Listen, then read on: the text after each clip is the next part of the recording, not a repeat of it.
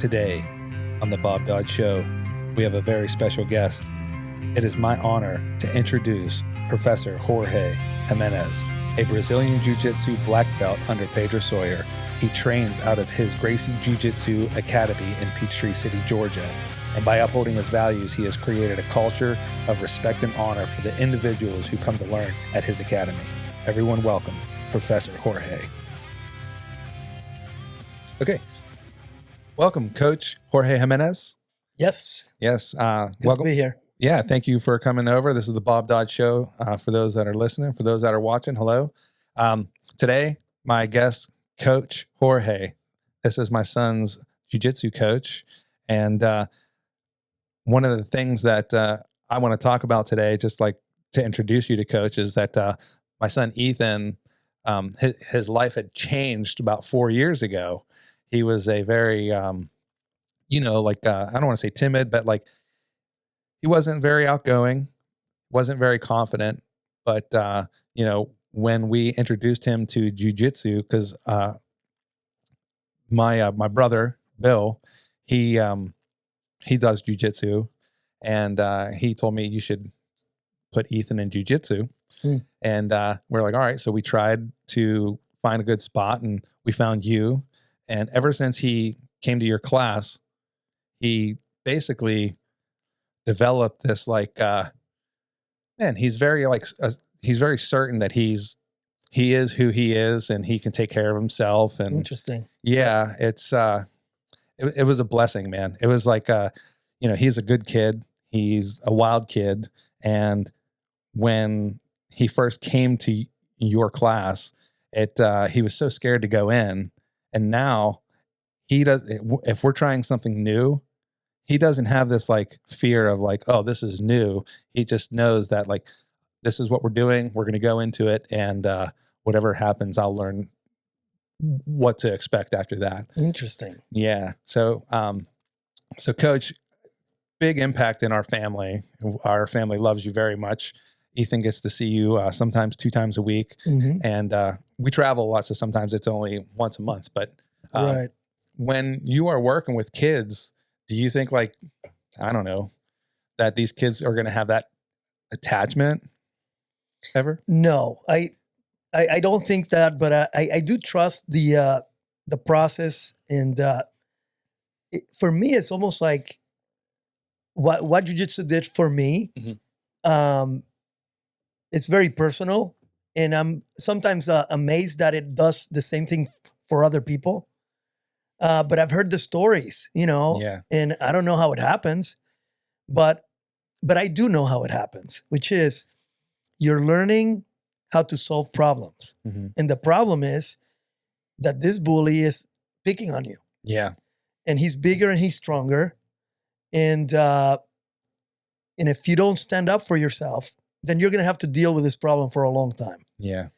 And there's a way to fix the problem, and there's a way to make it worse. And once you learn how to do that physically, then you start growing in confidence. And now, hopefully, you start tackling every problem using the same strategy. Yeah. So I just find it like really interesting that like Ethan will be with his brother in his room. They're playing Legos. And I'll hear, what's 4? And I'm like, what's he saying in there? Like, and then what's 5? that's I know what you're talking about. Yeah. So, and it's just like, they're just going over, Got it. the basic, bully-proof program, the rules and stuff. And, we have another boy, a young boy, Dylan, and he is so excited that he'll be able to join you guys soon too. I feel like that with your background in jiu-jitsu, you're a 5-degree black belt. Yeah, 5th degree. What does that mean? Like, basically, there's a belt structure. Mm-hmm.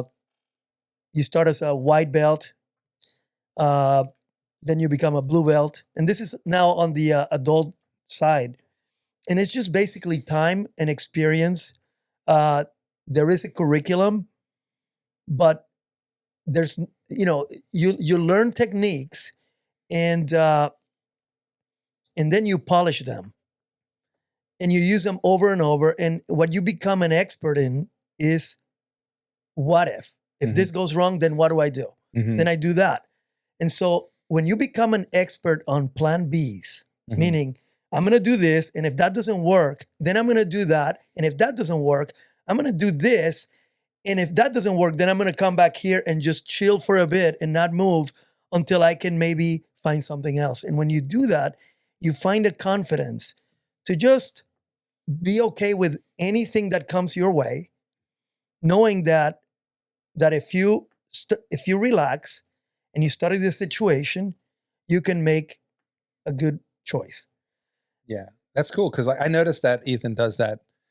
Ethan already is kind of like a thinker, you know, so like he already assesses the scenarios that are around him. And I noticed that 4 years ago, he was a lot more sporadic with his reactions, you know, and now he's definitely more collected. And I feel like for folks who are listening out there, Coach has a program that's called Bully Proof, and it's through Gracie Jiu-Jitsu. Gracie University. Gracie University. And I didn't know about it until my brother showed me some DVDs. And the DVDs, it's a small little kit, and it goes through basically different structures when you have a child going through the program. And, thanks, Bill, for giving me those DVDs.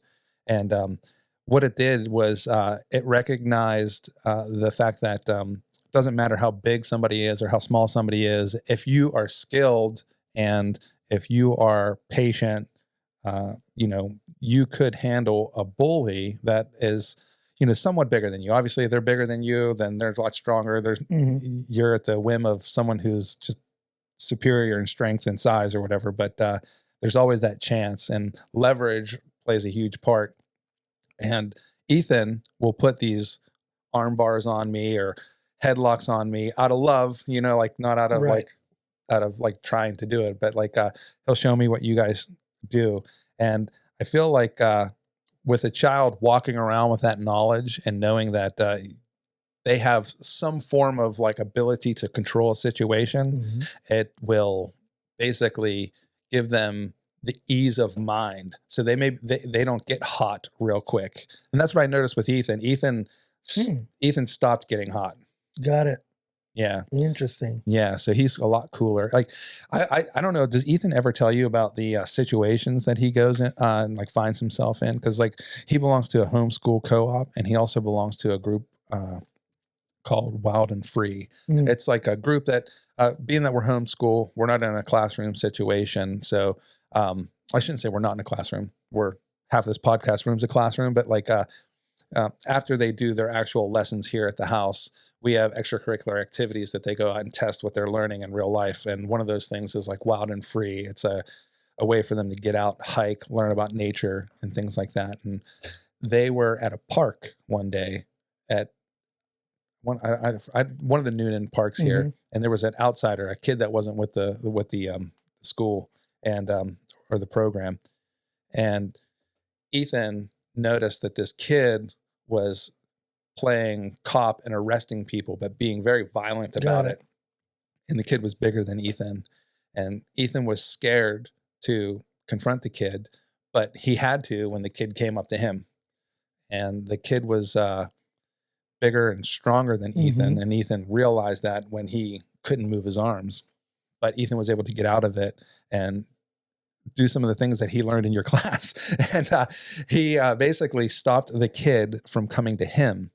Cool. And what Ethan wasn't expecting was for him to continue doing it to other kids. So like the kid stopped on Ethan, but continued to do it. And Ethan got kind of like agitated and went over to the kid and actually had to take him down to the ground and say, "You stop doing that to the kid. Stop doing it." And I don't think Ethan deviated from the rules from your, because like he did come tell eventually, but like I guess the thing was happening right then and there. He felt like he had to handle it right then and there. And I said, "You should tell Coach. Coach should know about this." And he's afraid to tell you. Got it. Well, no. I remember having a conversation with him like this. Okay. And our promise to them is that as long as they follow the rules, we have their back. Yeah. And so when I hear the story, I'm like, great, that's fantastic. You did what you were supposed to do. Yeah, man, that really surprised me that, because this is like, I think the third time that he has used some of the skills that he had learned in your class. Another time was another kid that was, every kid is bigger. Every kid is bigger. Yeah. And it sucks that that's the case, but every kid is bigger, and they look at Ethan and they see how skinny he is. And, he's kind of tall. I mean, I guess for his age, or I don't know, maybe not, but these kids are either the same age and way bigger, and they think that they have a mark, or they think that they have somebody that, they can control. And when they find out that they can't control the situation, so far in our experience, it has been good because they stay away from Ethan at that point. I would hate to see cool. I'd hate to see a hard-headed bigger kid that just like wouldn't want to stop, but it seems like they're definitely stopping. That's pretty cool. For me, it's amazing that I stumbled into this profession. Mm-hmm. I was not looking for this. How did you get into it? Well, I would have to start by saying that when I was growing up, I used to get into a lot of fights. Mm-hmm. And I'm not going to say, maybe I started a few of them. I was a kid. Yeah. It was it's a different time. But in 1993, one of my friends dropped this videotape, and he told me, you need to watch this. And I'm like, what is it? It's like, just watch it. So I put it on the VCR. And what this tape is a black and white copy of a copy of some video. And when I play it, and I noticed the grainy and all that, I immediately became disinterested. I took it out and I threw it to the side, and I never saw this for a couple of weeks. Mm. And when I would see it, I would think, in 5 years, I'm going to be throwing this stupid tape, Mm-hmm. But then about a week after that, so that's 3 weeks later, this guy calls back and he says, hey, I'm on my way to pick up the tape. And I'm like, all right. And hung up the phone. And now I'm thinking, okay, this guy's going to be asking me that I watch the tape. So while I'm waiting, I put the tape on and I started watching it. This tape happened to be a tape called Gracie in Action.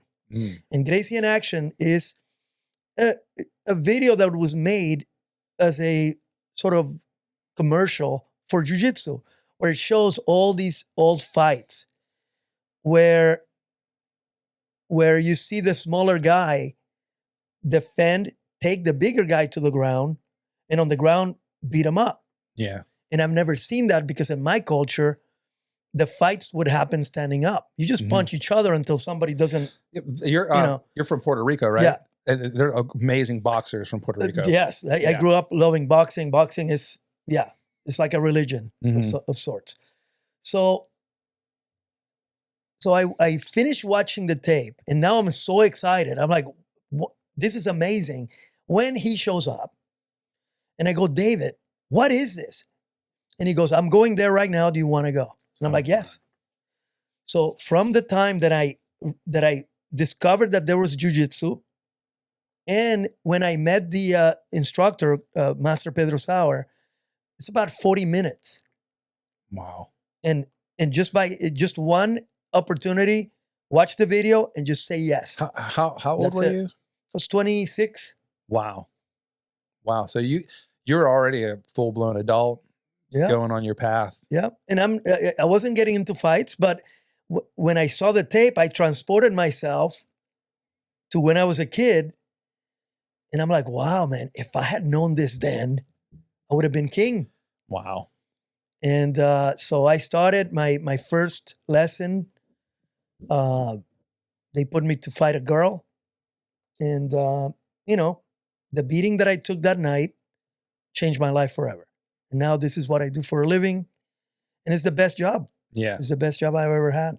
So can you even call it a job? Because I see you do your work. I mean, like, so for folks that don't know, when you're having a kid, you're in a class, and a lot of times you don't want to sit in the car.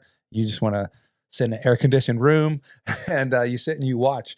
And I have to say, I don't know.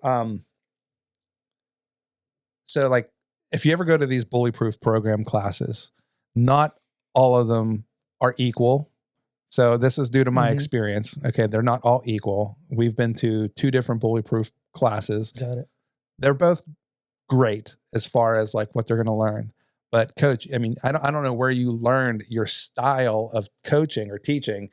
But with your ability to hang with the kids and teach the kids, like your approach and the way you teach them, I think if public schools did that, we would be better off. You know, like, I don't know, where did you learn your style of teaching? I think it's a combination. I think mainly, watching my instructor, Pedro Sauer, back in the day, teaching, that's a big part of it. And of course, learning through Gracie University, how to teach kids. They really give you the main points, which is when you try to teach a kid, if what you do is try to teach them, you're only going to keep the ones that are super focused.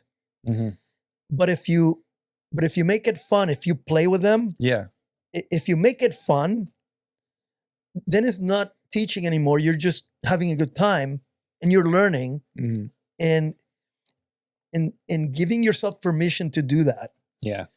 For me, it was difficult at the beginning because I felt the judgment of the parents. Sure. Oh, my kid is not doing the technique the way they're supposed to. Yeah. And so now I found myself correcting. And when you correct, do you like to be corrected? No. Yeah. Right? I mean, I'll give you an idea here. I grew up in Puerto Rico, so when I moved to the United States, I don't know how to speak the language very well. And so every once in a while, I'd be trying to talk to someone who decided to correct every single mistake I made. Well, there's so many mistakes that now the conversation is so uncomfortable, is so unpleasant. I don't want to be around you. Yeah.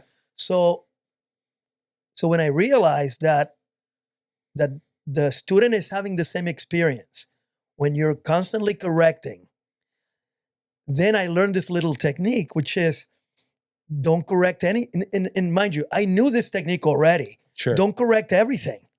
Just correct the critical points, and then you have to let some go, and then little by little trust that it will work. Yeah. And so now we work with a ratio, right? I'm supposed to work with a ratio, which is you have no right to correct anyone until you found 3 things that you can praise them for. Interesting. Right? And once you do that, then the correction doesn't seem as an attack, because you've kind of balanced it out. Yeah. But even though when you're correcting people, you still have a way and a demeanor about it to where it's almost inviting, because it's not like you're doing this wrong. Like, I seen you like, oh, I see what you're doing. Like, did you try checking this out and doing it this way? And like, you're correcting people without correcting them. And when I saw that, I was impressed immediately, because that was that's foreign to me. That's amazing. I think that's a superpower, and it's something that it's not in my nature. And my nature is to, no, that's wrong. That's my nature. Sure, we're human. My instructor Pedro Sauer did not have that. He did it the right way, but I still use my personality, and my personality was, no, that's wrong. It's wrong. So find a different way.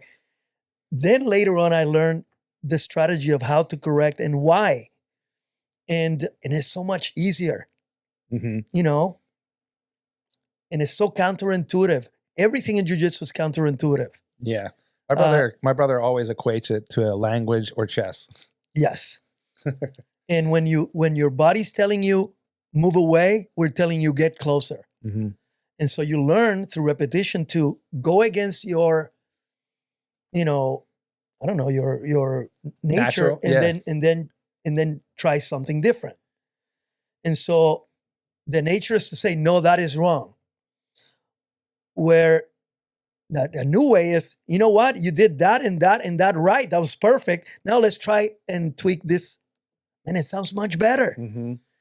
And so now what happens is like now the student wants to be around that. I want to be around a place where I'm made to feel like, like I belong there. Yeah. When you point out the mistake too much, sometimes you make the student feel like, why am I here? Sure. Am I supposed to be here? Does that make sense? I like one of the things that that Ethan, he doesn't say this, but like when you talk about jiu-jitsu around other kids, he's just like, yeah, I do jiu-jitsu, okay, and then he like doesn't change the subject, but he doesn't like offer up any more information. Smart. I think he does it in regards to like when you have a favorite band and you don't really want to like blow them up and you kind of want it to keep it to yourself. Got it. Like he like, if you're already doing jiu-jitsu, he'll be like, yeah, I do jiu-jitsu. This is where I go. But if you like, from what I see and him act, it's like he'll kind of like keep it at bay, because like he doesn't want to blow up and like everybody know about it. And got it. It's like his thing, Right. like he doesn't want, he'll share, but jiu-jitsu is his thing. That's pretty cool. Yeah. Can't wait to get Dylan in it. It's gonna be fun. D's a maniac. D's the wild one. D is the violent one, the wild one. Got it. Man, I can't even describe to you. There's been so many times where I'm like talking to Angela. I'm like, dude, Ethan's bruised here. Like, I Dylan. Oh my God. Well, Ethan is a klutz to begin with. Like, I shouldn't say a klutz. Ethan is a daredevil on his bicycle doing just crazy stuff. So he gets a lot of bruises from bikes, but Dylan does whack him with stuff. Got it. Whether if it's a broom or something like one of their toys or a drumstick. And he is pretty... Dylan's going to be a force to be reckoned with. I can't wait to get him into the class. Dylan has also saw wrestling, and not WWE, like actual Greco wrestling. It's like, and so like he's actually interested in doing that too. That's excellent. And I said to him, do you want to try that? Like, what do you want to do? That or jiu-jitsu?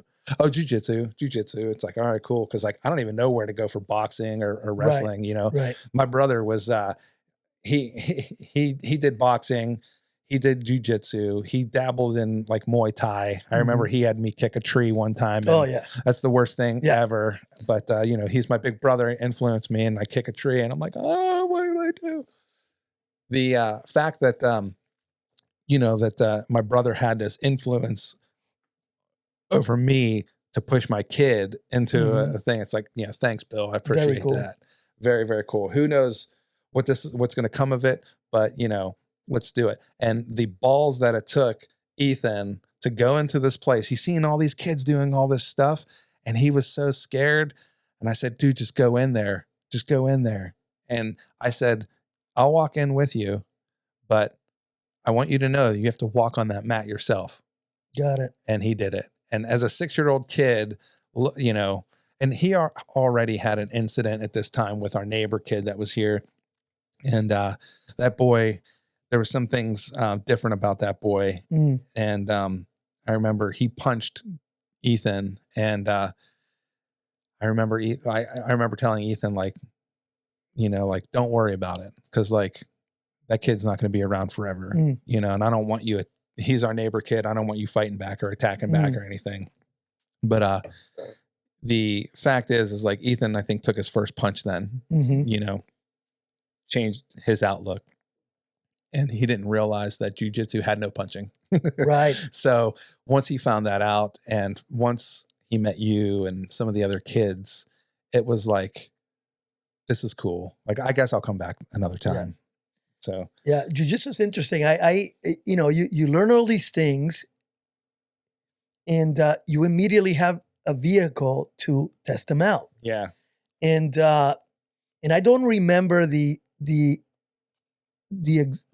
how it went down, but I remember the feeling that I had when I first submitted someone, meaning got him in a arm lock or choked.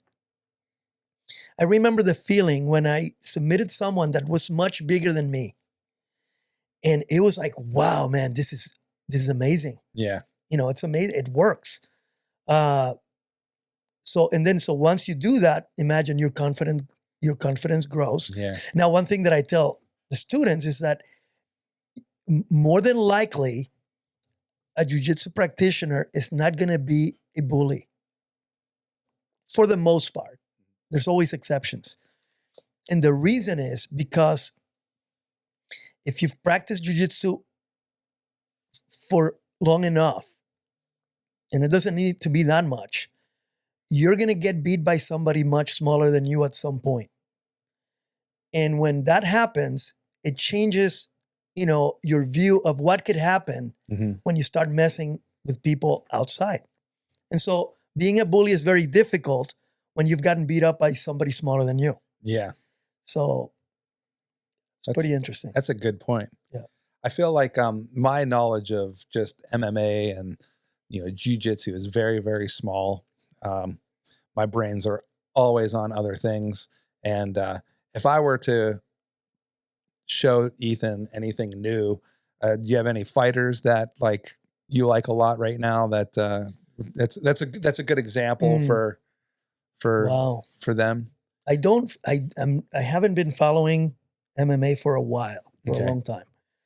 I would say that one of my favorite fighters was George St. Pierre. Oh, yes.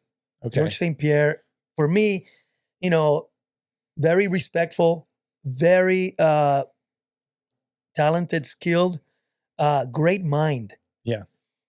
He was one of those guys that if the few times that he got beat, he was able to study the situation and come back and make the changes to make it work. So, but I haven't been following. Yeah. Yeah. But that's good. That's because he's basically you could look up to him. Mm-hmm. He's you can champion his style as far as off the mat, not on the mat. Besides on the mat. You know. But I did like how that he fought too. So the fights that he did, he would make people think that he's far away, but he was way closer than they thought. And his tactics were pretty cool. Yeah, and of course, all of that is a sporting, it's a set of rules. For me, and so for me, it's great. I don't follow it as much because there's so much of it. When I went to the very first UFC. Oh wow! And then the second one was the year later. Now it seems like there's a UFC every weekend, it's just hard to follow, you know. It grew a lot, right? The professionalism, I think that grew a lot too. Fighters that were fighting, I remember what his name, Ken, not Ken Block. That's the racer. Shamrock? Yeah. Ken Shamrock. I remember liking him as a little kid, or younger anyway, because his last name was Shamrock. Got it. And, I just remember, cause my brother was into it and he would have the pay-per-view nights, you know what I mean? And we would watch the pay-per-view and stuff like that. And I would pretend to be into the fighting and I was just really happy just to be around people. Right. So I don't know. I don't even know how old I was when I first started seeing the MMA stuff, but I thought it was pretty cool. And I did not realize that a lot of the building blocks was jiu-jitsu. Yes. Yeah. I went to the very first UFC and I remember, I remember the before it happened, getting the materials and seeing all the fighters. And I saw how skinny Royce Gracie was. And then you see this Adonis looking guy with the big muscles. And I'm like, well, and they said, that's the guy that has a chance. Ken Shamrock, right? Mm-hmm. And so I remember being in the audience and being nervous, like the kind of nervous that you get before you fight. And I wasn't fighting. I was just watching. But I remember being nervous. It's and especially when that fight started, I'm going this could go. I mean, it was amazing. I mean, the first fight, somebody's teeth were knocked out, and the Oh, tooth wow. flew and landed on someone. The guy who kicked him in the mouth, one of the teeth was stuck in on his his foot. No way. So it was a crazy experience, and I had that nervousness Mm-hmm. that you have before you fight, and especially before Hoist and Ken Shamrock fought. So it was a pretty good experience. Man, that's cool. Yeah. Being that like so you're active all day long, man. Like we try to get Ethan to stretch after class. Mhm. Like so we're pretty into the jiu-jitsu thing with Ethan. Like we buy him his own little jiu-jitsu soap, so it's like, Got it. you know, natural soaps and help him, you know, not get any like sores or I don't know. Right. Even like when he gets to jiu-jitsu, he's clean, so nobody else gets his germs too. Right. So I know that can happen, but like we try to get him to stretch. What do you do as far as like, what do you recommend that he should do post jiu-jitsu class? Stretching is really good. Visualizing is really good. Mhm. You know, this is when you now get into the strategy of the game. Mm-hmm. Thinking about what you did. You learn more from defeat, Mm-hmm. and you know, we're getting there. We're getting there. In that class, we're getting there. Yeah. It's basically I want to balance the safety with you being able to handle somebody twice your size. Sure. But I don't want to do it. I want to, especially with the kids, I want to do it in a way where, and I don't want somebody to get injured, you know? Yeah. So I want to give them the tools so when they have to deal with somebody much bigger, that they are able to relax. Yeah. And solve the puzzle step by step in a very calm manner. That's what impresses me. Yeah. You know, Well, you do that. Like, once again, if anybody is in the Peachtree City area, you should check his class out.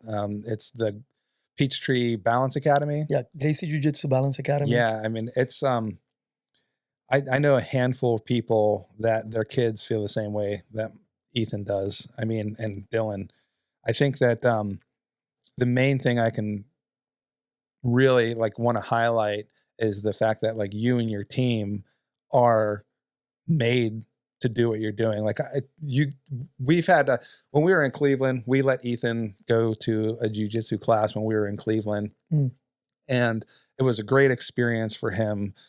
It was not a Gracie class. This was more towards like the kids that were there were towards competition. Right. So Ethan got his first taste of like what a competition jiu-jitsu person, and it was a girl. Right. It was smaller than him, and she was a little more skilled than him to the point where, and she was, you know, and like it's so funny because like belts don't matter at that young age. Like if you're a parent out there thinking the kid needs to be a yellow belt and an orange belt, like don't pay attention to belts. Like just pay attention to his or her like mood during the class and their like the way that they're thinking about it. Cause if they're not having fun, they're going to quit. So belts don't matter.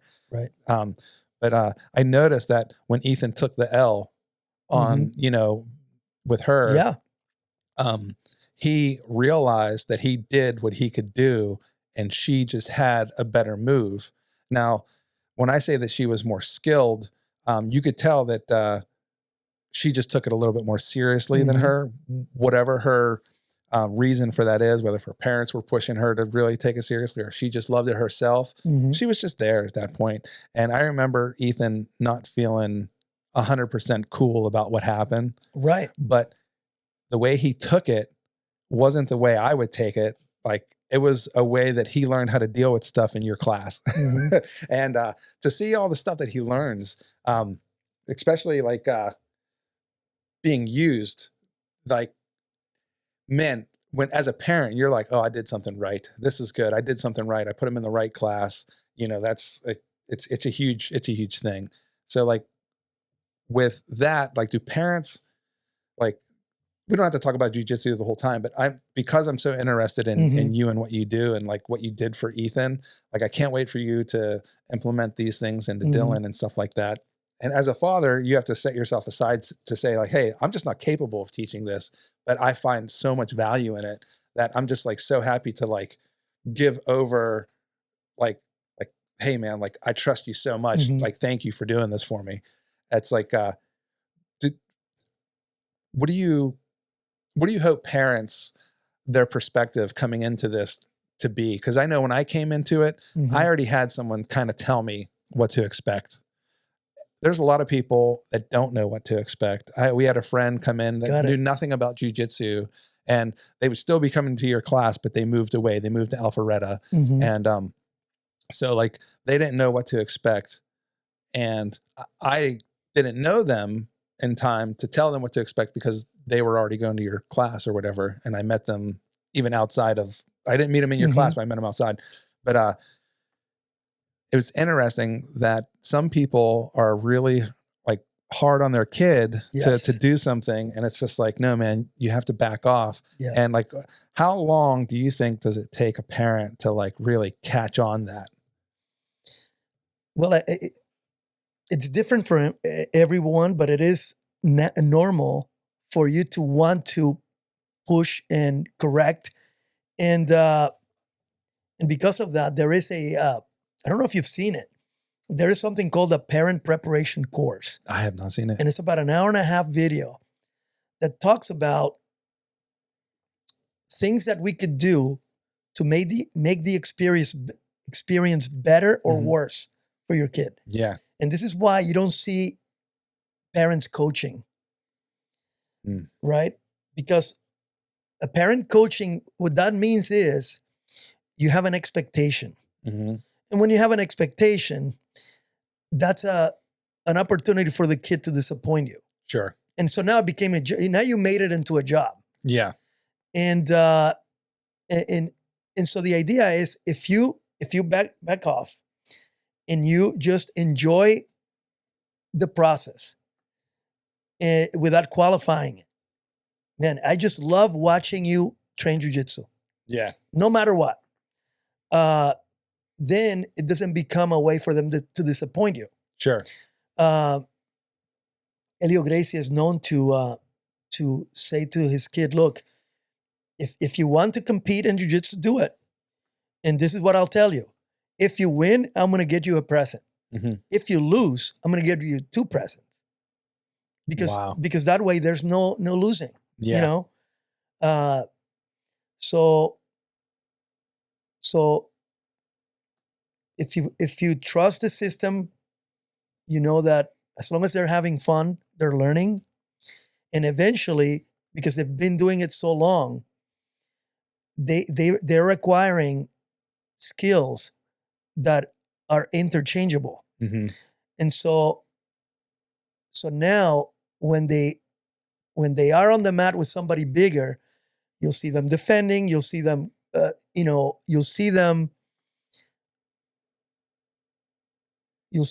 defending, getting themselves in good positions, and you'll see them in a calm demeanor. Yeah. Which for me, that's what I like to see. When I see a student going against somebody much bigger and they're in chaos, but they're maintaining their cool. Yeah. For me, that is the thing, because and then eventually the hope is that you will translate that into every real life confrontation you have. Yeah, I wish that happened with Legos and Hot Wheels. Right. Right? Exactly. Yeah. And it doesn't happen with much else. Yeah. I mean, I'm sure you can find some of these same principles in other sports. Yeah. You know, I use piloting, to compare jiu-jitsu, If you're flying a plane and your engine goes out, that's a big problem. We were just talking about this on the last podcast. Got it. Yeah, because it's you need that calm, cool. Because if you let these emotions get the best of you, you're never going to make the appropriate decision. Correct. You might overlook something. So through training and through drilling, you're going to get into a place where, oh, the engine went out. Cool. All right. What is the step? The first step is not to freak out. The first step is to, okay, this is happening. Okay. Step 1, do this. Check there. Click this button. Press this lever, right? Same with jiu-jitsu. right? Yeah. And same with any conversation or any situation. And that's where I am. I mean, I don't claim to be an expert on that part, No. but at least I have a blueprint Yeah. to get started. So, that's it. Yeah. I mean, Yeah. like, I don't want to say being an expert is subjective, because like, I feel like everyone that's in your position always says, I'm still learning. Oh, yeah, And, absolutely. like, I think that's what makes somebody an expert, is to acknowledge the fact that they just haven't learned every situation yet, and they never will. One of the things that I find very intriguing about most of the people that I talk to about jiu-jitsu, that they're excited about learning too. And they're excited about doing the same thing that they did maybe last week or 3 weeks ago. Yes. Like, hey, we get to do this move again. I cannot wait. I've been practicing it on this pillow, and, like they're excited. And I think that's also the reason why people equate it to chess. There's so many moves. Got it. Like there's just so many moves that you can do, and you can master a certain play, but that doesn't always make the outcome the same. Right. It's like what you do, like almost like a painter of a car, like they're a master painter and they're fixing the dent in your car, and they're respraying a quarter panel, and it's like, it's got to match the rest of the car. They make a mistake. It's not that they are bad as a painter. Something happened. How do they fix it? Right. And like the constant recalculating is something that people who do jiu-jitsu, and I'm not saying all martial arts, I'm saying jiu-jitsu specifically, and maybe wrestling, they're constantly computing and seeing what's going on in the environment, in the situation. I find what you do very exciting. And I did not think it was exciting when my brother was always talking about it. Yeah. So what you do, I find super exciting. I love what I do. Teaching, my passion, anytime that you're able to answer somebody's question and make them change their behavior, it's amazing. So that part, it's a joy for me. What is not a joy is all the other stuff that you do as a business owner, Oh yeah. And so, which I do a lot of, and it takes a lot of my time. And now the idea is getting that control and giving it to somebody else, giving some of these things that I don't like to do to somebody else. That's the part that I want to get paid for. Yeah. Is all that stuff. The teaching part, it's a joy. I learn more than the students do.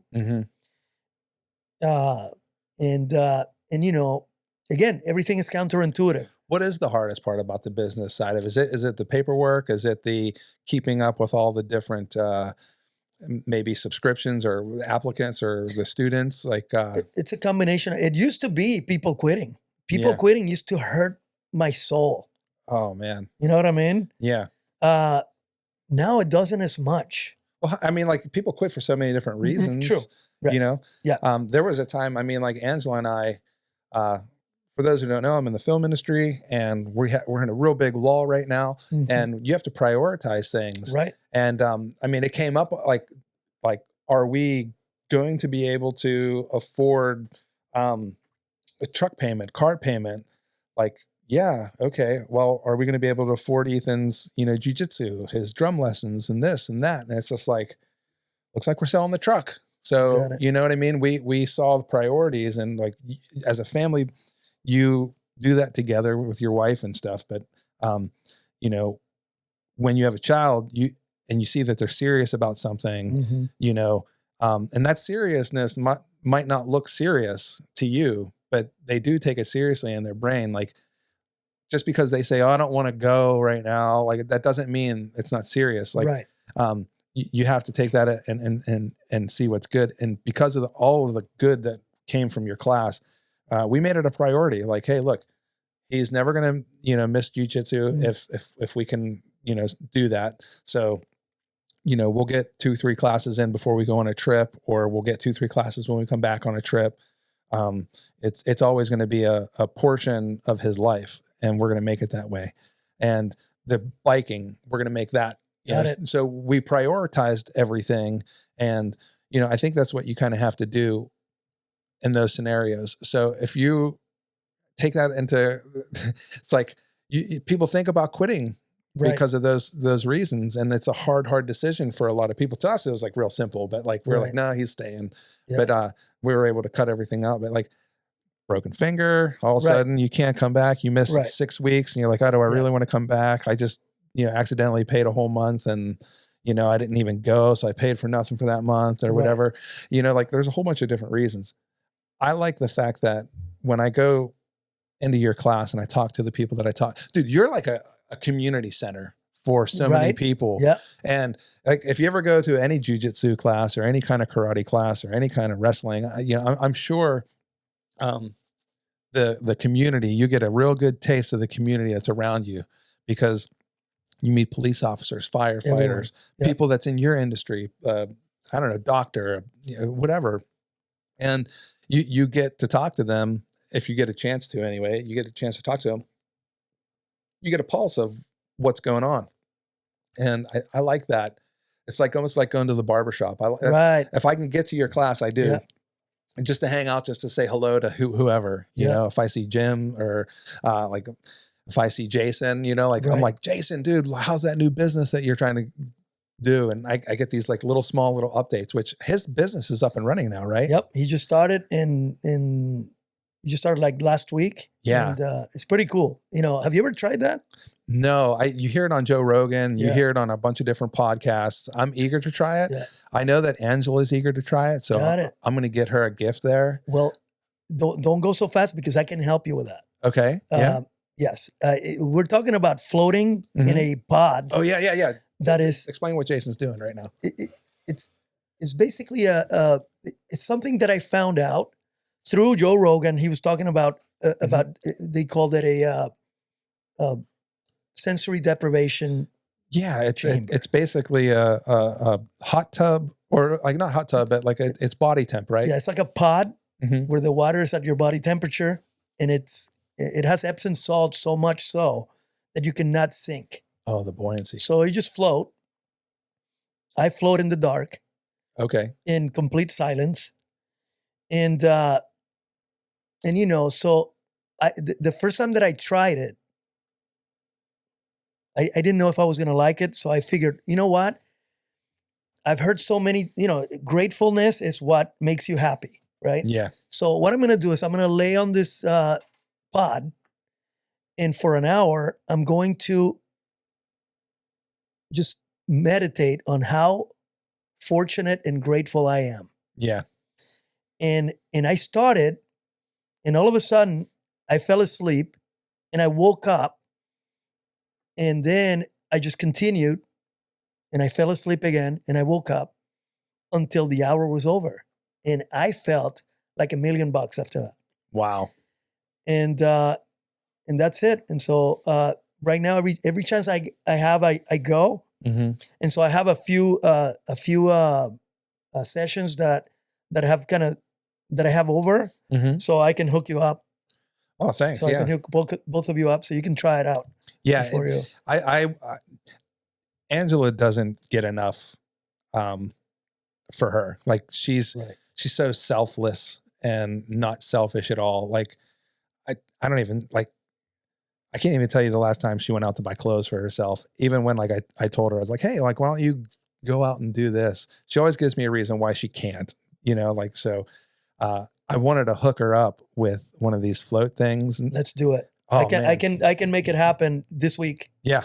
Okay. Do it. We'll make time. I'll make sure that she doesn't have the kids, and then she can go do that. Yep. Yeah. That's so cool. And maybe she'll like it. Maybe she won't. I've had different people, tell me, oh, I can, but I loved it, man. Yeah. I feel, and like Jason, there's other things there too, right? Like they do, do they do chirotherapy there at all? No, I think they just do cold plunges. Cold plunges, that's what it is. They have a sauna there. Okay. They have some infrared therapy. Yeah. So yeah, it's a new business. I'm rooting for him. Opening a business is not easy. I'm excited for him. Yeah. I just hope that because you have a background. Did you go to school for business? I did. Okay, I forget if you told me that or Yeah. not. I forget. Yeah. I went to school for business administration, hmm and it's helped me a little bit. Yeah. Yeah. I feel like people who take business classes are definitely better than people who try to dive in the deep end.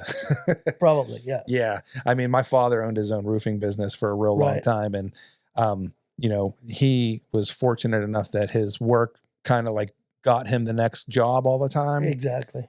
so he didn't have to be a great businessman. Right. But I remember having a conversation with him one day, like, hey, we're driving around in this old truck. And like this guy, he's got these like new trucks. He just bought 4 new trucks. And he's like, yeah, you got to go into debt for that. And I'm like, yeah, I get that. But like, we might not have to go into debt if you just like bumped up your prices a little bit. Cause he was charging, I think like $625 a square. And my dad was charging $375 a square. And, this guy was looking professional, getting lots of jobs. And my dad was just getting, Mrs. Jackson and Betty Lou, like jobs, he was doing a service to the community, obviously giving affordable rates for people who couldn't do it. I came from Sheridan. So it wasn't, we weren't rich by any means. So yeah, that's pretty cool. But if he had some kind of business angle, maybe he could have did a little better for himself. Yes. I luckily I didn't have to use my business, like the skills, the training that I got, because I didn't have to do what Jason's had to do, which is, get investors, spend all this money ahead of time. Yeah. I basically went to a karate school and I told them, look, I noticed on your schedule that you don't have anything on Tuesday, Thursday at 8 p.m. Could I buy that time for you and pay you a percentage? Sure. I met the guy. I gave him my information and he told me he was going to check me out. The next time I saw him, he gave me the keys to his place. Oh, wow. And I started teaching. Wow. And I started teaching them, giving him 20%. And when I had enough... that's a lot. I mean, that's a lot. Jeez. Yeah. But when I had enough students, I just opened up my place. Yeah. And so I didn't have to make an investment ahead of time. It was just organic, Yeah. You have a good spot there. I like the fact that it's in the back and that little, that little spot. I mean, for folks who don't know, it's in his Gracie Balance Academy is in Peachtree City. And, when you arrive there, it looks like the back end of a shopping mall, because that's kind of like what it is. And you feel like you're part of a club going in there. And it's like cool because like you're going in there and you're like feeling like you're doing something. And I feel that way. And I'm not even part of his classes. Right. So it has a cool vibe, that spot. We have to change that, Bob. We have to change. We got to get you in. Oh, man. Get you, take a class. Maybe it'll change your life. Let me tell you this. There's been a few times in my life where a proposition was put in front of me, and I had very little time to make a decision. Yes, right? And one was the one we talked about with the video. Yep. The guy came in, he's on his way to go to the class. Do you want to go? Okay. Yes. Yeah. The second one was when I moved to Georgia.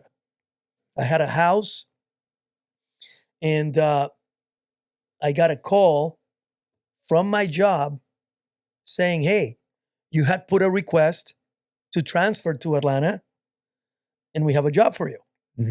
But you have to start in 10 days. And I'm like, in 10 days? I have to move. I have a house here. I have to drive 1,000 miles to get there. Wow. I'm like, wow. When do I have to let you know? And he goes, right now. Oh. I'm like, right now? Oh, man. If it's right now, I'm probably going to have to say no. And he goes, I tell you what, I'm off in 2 hours. So if you call me back in 2 hours, the job is yours. Okay. Okay. So I hung up and I started calling people, my brother, my mom. And all of a sudden, everything started, arranging itself. And I called the guy an hour and a half later. Okay, I want the job. So that was August 13th. Mm-hmm. August 18th, I got my black belt. Oh, wow. And the next day, August 19th, I'm driving to Georgia Wow. for my new job. What did you do? I worked for Delta Airlines. Okay. So, Wow. yeah. So you were in the aviation industry. You could say that. Yeah, I was throwing bags. Yeah, that's aviation. Yeah. You're a handler. Yeah. Yeah.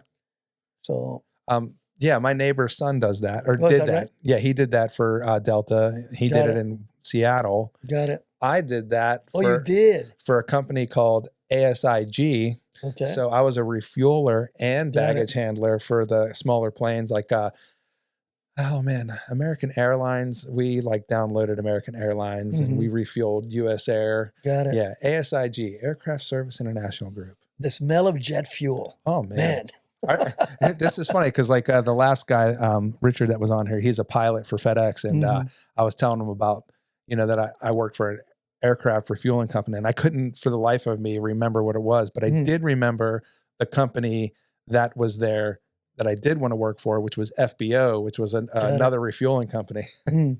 Yeah, that's cool, man. Yeah, it was a good experience. I worked for Eastern and Delta as reservations. And then I went and threw bags at the airport. And then I finished working at Air Cargo. And then while I was working on Air Cargo, I started the academy. And then when I had a chance, I got out, I quit, and I started this. Yeah. Is the students right now, like, do you notice it being more busy right now? Or is there ebbs and flows of the industry? Yeah.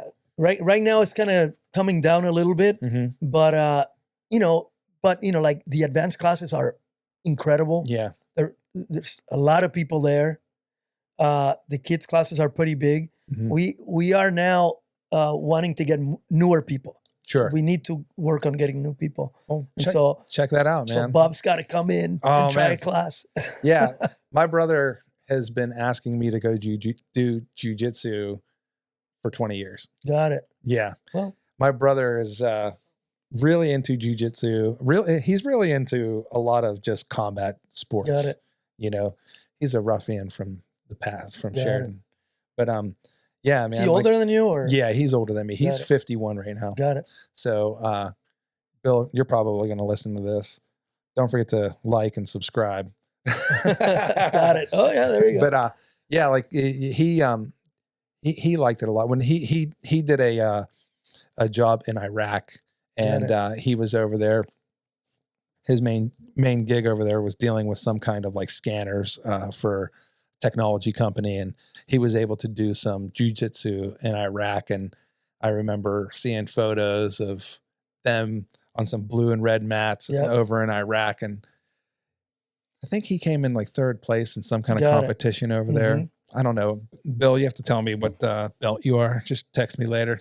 And, but I think he was a purple belt or a brown. I don't know. He was really, really far into it. It's amazing how this took all over the world. When I started jiu-jitsu, there was no Gracie Jiu-Jitsu or Brazilian Jiu-Jitsu in New York. There was none in Miami.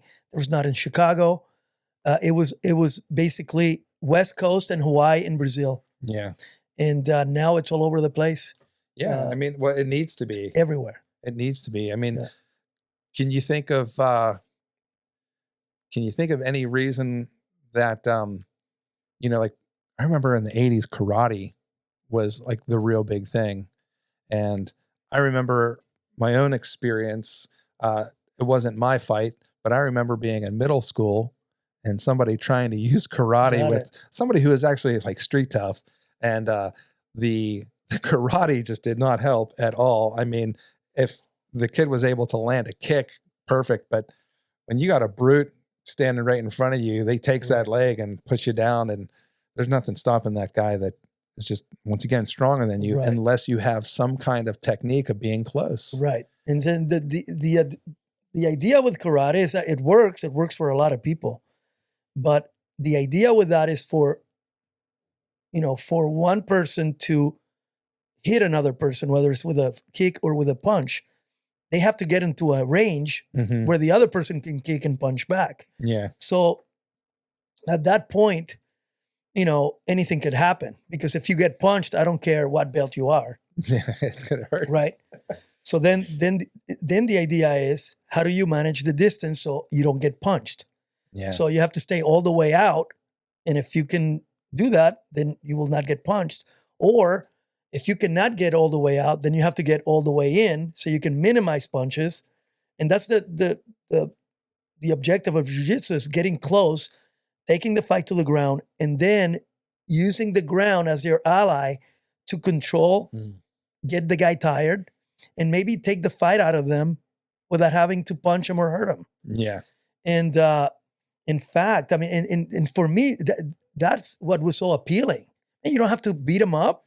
Yeah. You just hold them for a bit, control them, maybe tweak their arm a little bit, or maybe put them to sleep. Yeah. I feel like, not to get into murky waters, like where police officers and law enforcement and military, that they should definitely, if they're not already, implement a lot of this into their daily routine. And if you're a city out there or whatever borough, and you should allot and actually pay for your officer to go to these classes, because this is something that's going to help them de-escalate more than escalate. And you know what? Peachtree City does. That's awesome. The Peachtree City Police has a great chief, Chief Moon, and they actually pay for their officers to train with us. Yeah. And, but it's difficult. Police officers have a difficult job, a difficult schedule. Yeah. I think their schedule is 12 hours, 12 hours long. So it's difficult, but there is a new thing called Safe Rap. Have you heard of Safe Rap? What's Safe Rap? Safe Rap is basically, imagine this. If you cannot have every police officer be a jiu-jitsu practitioner, then we could develop a system where two people can learn how to work together and control someone without having to hurt them, without ever putting their belly on the ground and putting pressure on them. And it was initially developed for the medical community. Okay. The medical community had some situations where our employees are getting beat up on the emergency room by people that are having mental issues. They're not criminals. They're just having a mental issue. And we need to be able to deal with this, understanding that these are medical professionals. They're not going to become jiu-jitsu athletes. Sure. But is there such a thing? The answer was no, there's no such thing. But let's start thinking about it. And so Hiron and Henry Gracie kind of came together and they started developing these things, and they created this system that is in tandem. You work with another person, and they were able to develop it and answer every question. Well, what if that? Then they came up with the answer, and now they have a full package that is being, That's awesome. It's incredible. Yeah. So it's called Safe Rap. One word. Safe Rap. I think if you're a chief out there, or if you have the control of any funds, I think you should definitely have your firefighters, your police officers, because like when I take what I've learned with my son, like if he can have that cool and calm, then I know our officers can have that cool and calm. Correct. And, one or two classes isn't going to do it. And I think it should be a cultural thing more than just a class. Like pay the officer his hourly rate for 8 hours or for 4 hours, whatever, 4 hours. Yeah. I mean, like so he's not missing out a day of work and health benefits for the day of work, like however that might work, but like get him to that class, because it's going to benefit the officer, and then it's going to benefit the officers around him. Because like when you hang around, one thing I notice is like when you hang around a bunch of people who do jiu-jitsu, it's a pretty pleasant bunch. Yes. Yeah, it's a pleasant bunch. And like, yeah, I mean, you have your wild guys, which, their humor is pretty wild, and their personality might be wild, but their intentions aren't wild. Right. You know, they're cool, they're calm, collected, and if you're into what they're into, boy, are they willing to just bring you in and let you be a part of it. Absolutely. We have a great culture in our school. Yeah. Great students. And now it's easier to bring somebody in. We've had, years ago, we had sort of like a fight club. Yeah. And we had broken knees, broken elbows, EMTs bringing their stretchers on the mat, and when you put two people that don't know each other to compete, sometimes you don't know what you're going to get. And this, we took care of it. Yeah. This doesn't happen anymore. We have a great culture. It's a great place to learn. Yeah. So I do think that it's like, like for folks who listen to Joe Rogan and are kind of in tune with the comedy scene right now, like if you know any comics, it seems like comedians are no longer trying to compete with one another. I noticed that there's a kind of a culture shift, and they're really trying to help each other out. And I don't know if you could say thanks to Joe Rogan to that, or thanks to his clique or his crew, but I feel like he kind of borrowed that from the jiu-jitsu community, right, and is now implementing it in his everyday life, in which, obviously he's so wild and successful. But like, just think if that was in your police, like all of a sudden it's no more like I'm mad at this guy for running a red light and flipping me off while they're doing it. Like, you're approaching this person like, hey guy, I got you, I know this is part of the game. I got you. Yeah. And like, having a different insight would help out. Something that a friend of mine just said to me on the last podcast, and I told him I'm going to use this, so I'm going to use it. He says, everyone's always saying, look in the mirror. It's not look in the mirror. It's, look at it as if you were somebody different, or try to look at it through someone else's eyes. Cause it's the lens that you see things through. You see what you see in the mirror. And if you've already taught yourself to see what you see, then you're always going to see that. Try looking it through my eyes, or looking through someone else's eyes. Right. That makes sense. If you're an officer out there, man, there's a lot of bad people everywhere. Yep. And every time an officer interacts with someone, it's most likely the worst time in that person's day, right, or life. And same thing with firefighters. So if you can just imagine every day walking up to someone's life that they're having the worst day right now. Absolutely. Yeah. So it's like, give the guys some grace, man. And give them the training that would help them out. We have some great officers in Peachtree City. One of them just recently helped someone that was suicidal, was on a roof ledge. Boy. And he showed me the video captured. I mean, it's incredible. Yeah.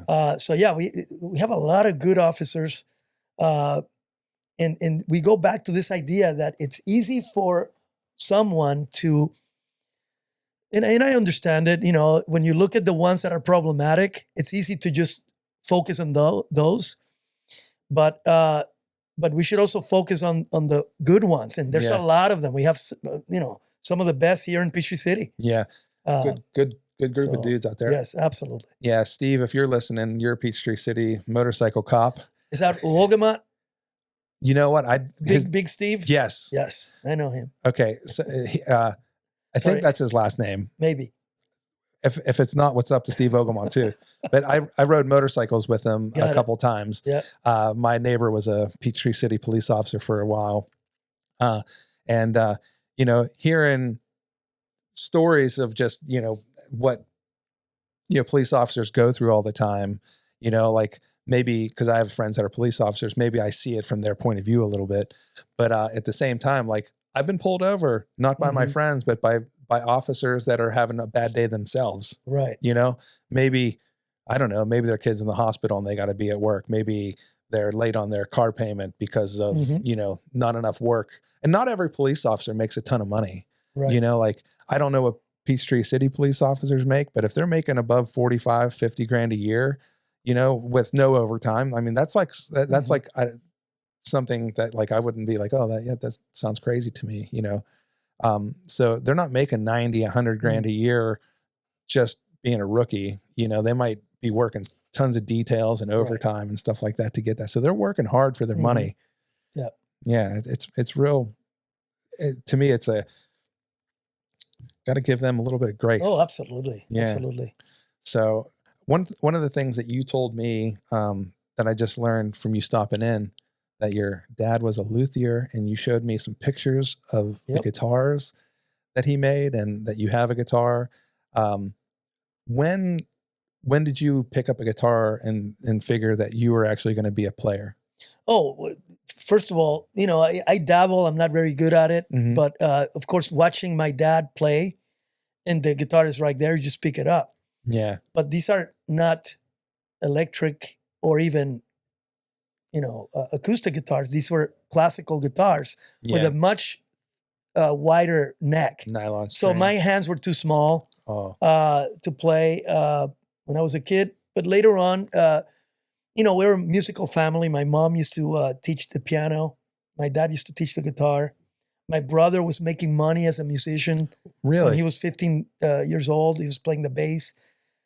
So music has been a part of my life forever. Yeah. And so, so I pick it up and I've never really had lessons, but I teach myself and it's fun. And I love music, I'm always listening to something. I had the privilege of meeting my number one artist ever. No way. And several times. And, it's just cool. I love music. Who is your number one artist? His name is Steve Morse. Okay. And he's a guitar player. He's been around forever. He used to play for Deep Purple recently until he left. But yeah, I like music. I like guitar music. I like drums and guitar driven music. Yeah. So, I was asking Ethan, I was like, hey, Ethan, Coach is coming over, and I don't know much about Coach. I never really sat down and talked to you for any real length of time. I was like, what kind of drinks does he like? What kind of music does he like? Like, trying to see if Ethan knew anything. Ethan really didn't have too much. Got it. He goes, I don't think he eats chocolate, Dad. And I was like, oh man, people who normally don't eat chocolate, I don't know what to do. Like, he's like, but I think it's for health reasons. I actually do eat chocolate. I like dark chocolate. Yes, absolutely. We have some dark chocolate caramel things over there for later. Yeah. So it's like to sit there and think about like, oh man, I'm having this podcast. I'm doing this podcast thing. Who do I have on? Who do I want to come to my house? Cause the podcast taken in the house. And, when I asked you, it was like, kind of like, I didn't realize I was asking it. Does that ever happen to you? Like you're sitting there, you're talking to somebody and you're like, hey, like this is what's going on. Do you want to be a part of it? And I didn't mean to ask you, but I was just wondering, it's like, oh man, like I wanted to ask him, but I didn't mean to ask him under this scenario. Yes. And it's funny you say that because I said yes, not knowing why. I mean, I didn't know what to expect, but I do listen to podcasts. And it's I like the medium, and I don't know if this happens to you, but I normally don't watch the podcast. I normally just listen. Sure. And sometimes, it's just a comfort voice on the other side. Yeah. And sometimes I'm not even paying attention. It's just comfort to have a voice. So that's probably why I said yes without much thinking about what it was going to be like. I think the first thing you were like, let me see my calendar. And I was like, wow, he said yes.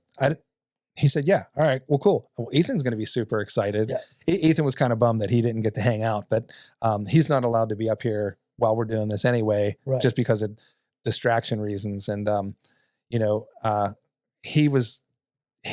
just was like over the moon, like, oh man, my coach is coming to my house. That's so cool, man. Yeah. I tried to say yes, unless I have a reason to say no. Yeah. New things. Yeah. Let's try it. You know? Yeah. And for folks who are just listening, that's the way Coach normally does it. Folks that are watching and listening, I'm sure that, people will watch and have their opinions and stuff like that. This is new to me. So I hope this is a comfortable experience for you. Absolutely. Yeah. I think so. Cause like I don't have a time limit. This is like meant to be a hangout. You know, it's not an interview thing. So like, if there's anything you want to know about me or whatever, or if like you can reciprocate questions, this is like a hang. This is a get to know you. I didn't know that you played the guitar. I didn't know that you were into motorcycles. That's a lot in common there. So I'm sure. Yeah, I love it. And you rode, do you remember, because you said that you had a motorcycle before you moved here. Do you remember what bike you had? It was a Yamaha. It was it was a 550. Nice. Yamaha. Was it like a Bolt, or was it a crotch rocket type of bike? No, it was Cruiser.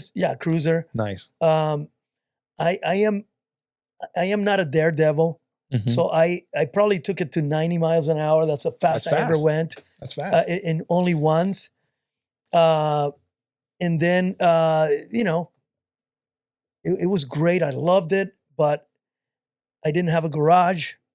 Yeah. That bike slept outside, and after a couple of years of being outside, it's just too much to deal with, and I sold it. I sold it to Pedro Sauer, my instructor. Oh, nice. Yeah. Nice. Now he gets to ride around on it. Well, he probably sold it to somebody else right after that. But. Well, that's cool, man. Like, well, if you ever have the itch to do it again, man, I got plenty of bikes that you could ride. Yeah. You know, go for a spin. Yeah. It would be fun. I would definitely do it. I just haven't done it in a while.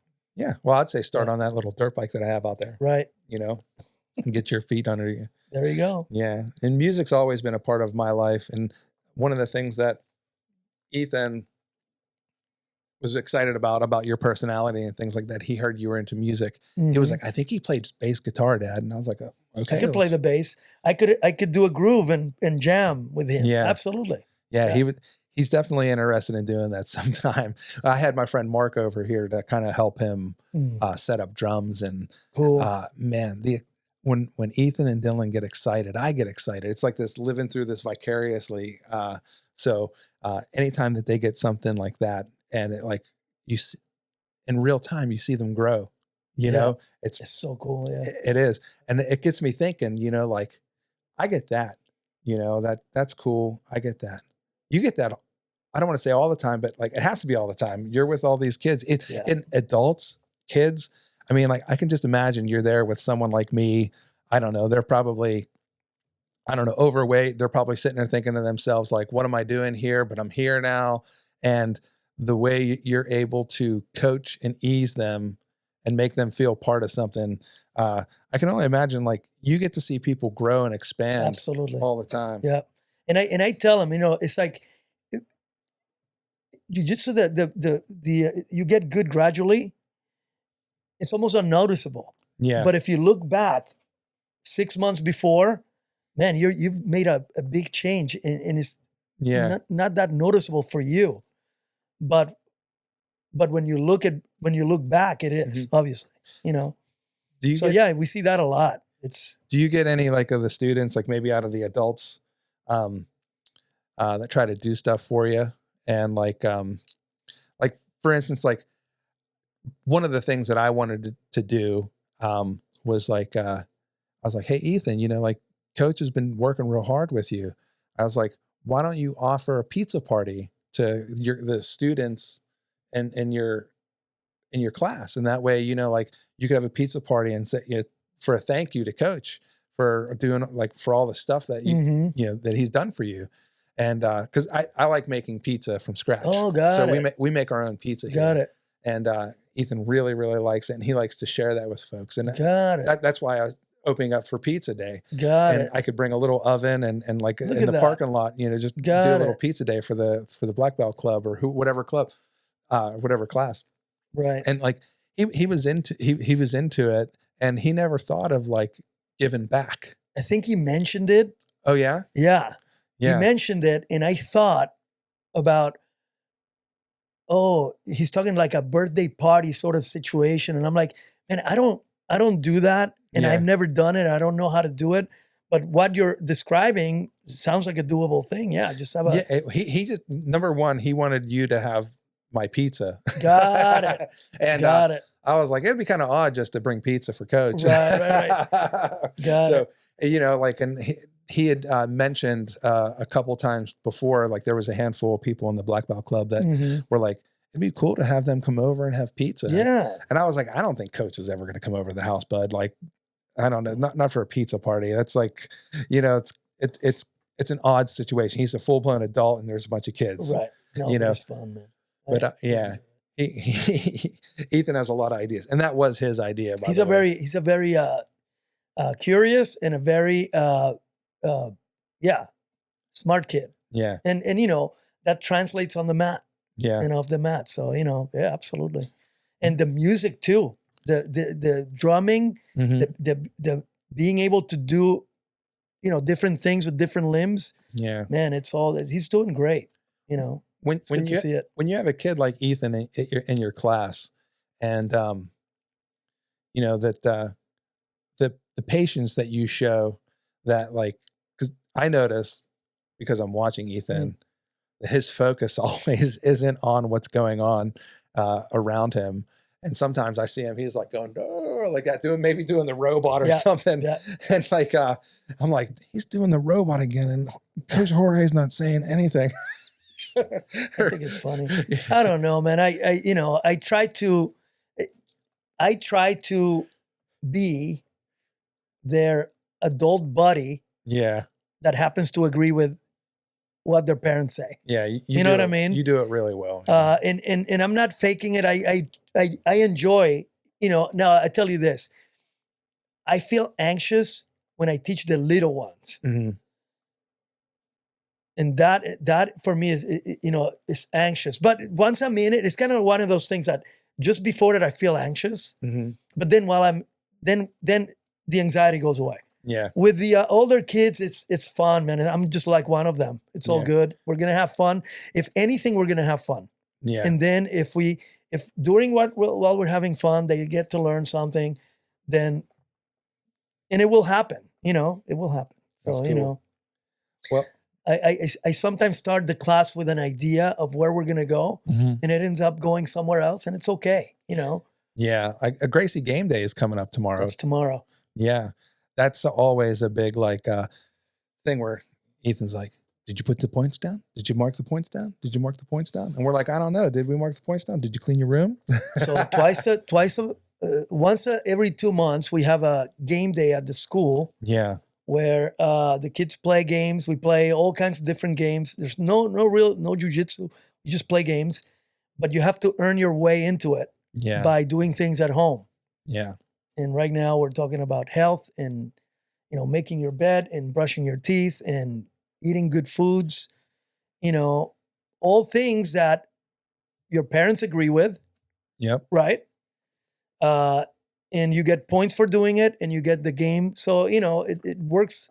It works for everyone, and we have a good time. And I think too, like for the consumer, like for the parent who's not doing the class, but the kid's doing the class, it really gives an outlet to the kids to wild out. I mean, when I say wild out, they're not being bad, but they're moving constantly, and they're with 30, 40 other kids sometimes, and they're playing dodgeball. Yeah. They're jumping. They're doing a whole bunch of things that they would not be doing otherwise if it wasn't for that class. Yeah. And it does give the parents, some extra for their money too. Because if you think about it, jiu-jitsu costs what it costs on whatever area you're in. It's going to cost what it costs. And when it comes down to price, you have to look at not the fact that it costs X, Y, Z. You have to look at it like, well, this is a thing that it's 360 degrees. What is it encompassing? Mm-hmm. And that Gracie game day is like the cherry on the top for us, because Ethan will say he doesn't want to go, and whatever mood he's in, I don't want to go. It's just, we're going to be playing dodgeball again. Before we even pull in the parking lot, his seatbelt's off. He's about to open the door. We have to remind him, don't open the door, wait until we park. Right. And the excitement and the fun and just the sheer happiness. It's like, he's elated to when he's done doing the game. You don't get that with basketball. You don't get that with the football or the baseball. The amount you get from these classes is so worth what you put into it. Absolutely. You know, like we've noticed that everybody that we communicate with that does the same thing or does your class or even a different class, we feel like, oh, they're doing karate. Like, do you ever think about jiu-jitsu? Like, did you ever go to Peachtree City Balance Academy? Like, Coach Jorge is amazing. Ethan loves the guy. Like, did your student love your karate sensei or whatever it's called? And it's just like, I really don't know. It's like, well, if you don't know about that, then maybe the coach isn't really hammering it home. You know, like when you get the feedback that you do from your class, like, you know, like all of the coaches that are there, like Ethan knows them and has this relationship with them that it's been, you know, it's like, I didn't know, like I did not know, you know, but you know what? I didn't have to ask either because he's telling me. Right. So like, I'm just blown away. The whole thing that you have going on. I'm thankful for Gracie Academy. I'm thankful for you. Thank you, man. Yeah. I think, you know, I don't look forward, you know, like into the future. You know, I have very few expectations or any of what students are going to do. But when I see a student that is dedicated and you know, and now I feel like, wow, they're finding their voice. And now, man, how cool if they can start helping out. And eventually they go to the instructor certification, like Oliver. Just said, have you met Oliver? I don't think so. So I'm not around that much. He is a kid who's he's a kid. He's 20 years old, but he went through the certification for becoming an instructor, and he's found his voice, and he's doing an excellent job. Yeah. You know, teaching and commanding a room, which, you know, it can only help in any aspect of life, you know, whether you stay in jiu-jitsu or not, being able to speak to a room of people comfortably and confidently, man, that's money in the bank, you know. We're talking a lot about jiu-jitsu and my son because that's how much it matters to us in this family. And when you gave Ethan the reins the other day to have just to lead the calisthenics before the warm up, you know, like he was caught with, you know, like he didn't know what to do. And I'm like, you know what to do. Like you're just supposed to do the same thing that you do every time. But he was so uncomfortable telling somebody else what to do until he got this affirmative. I forget what you said to him. Like, what are you doing, Ethan? It's like, do it. And like, when he realized it was him, you see him, like he didn't know necessarily how to handle it, but he was like, Coach is trusting me to do this. And that's something that, one of those growing moments I saw in his face, and like, man, I was so happy to be there to see that emotion, and he's trying real hard. It's like, he did a great job. Oh man, what a good thing. I know. It's awesome. But I want to say, you know, we've been talking for about an hour and 27 minutes now. Yeah. And I guess we can kind of wind this down, man, and let you get on your way. I appreciate you so much stopping by.